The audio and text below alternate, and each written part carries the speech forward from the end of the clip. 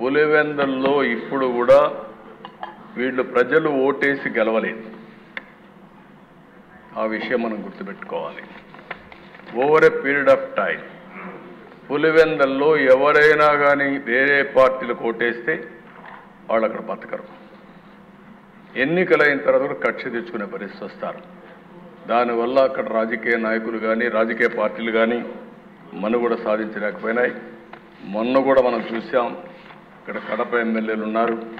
పాత కడప జిల్లాలో అధ్యక్ష 9 అసెంబ్లీ సీట్లకు 7 అసెంబ్లీ సీట్లు గెలిపించారంటే అది ప్రజల్లో ఉండే మార్పు, అదే వాళ్ళు ఇచ్చినటువంటి తీర్పు కూడా.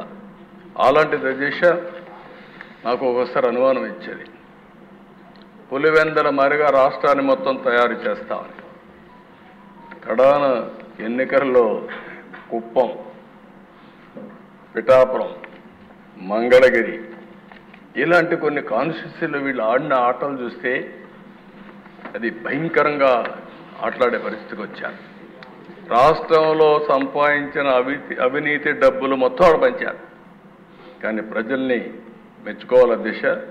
90,000, 70,000, 40,000, 50,000తో గెలిపించారంటే అది ప్రజలు చూపించిన స్ఫూర్తి, చైతన్యం తప్ప ఇంకోటి కాదు. దానికి మనస్ఫూర్తిగా అభినందిస్తున్నాను. పులివెందుల ఎక్స్పెరిమెంట్ ఫెయిల్ అయింది, అది రిప్లికేషన్ మోడల్ కూడా ఫెయిల్ అయింది. అయితే అధ్యక్ష నాకు ఒక అనుభవం కూడా ఉంది ఇక్కడ.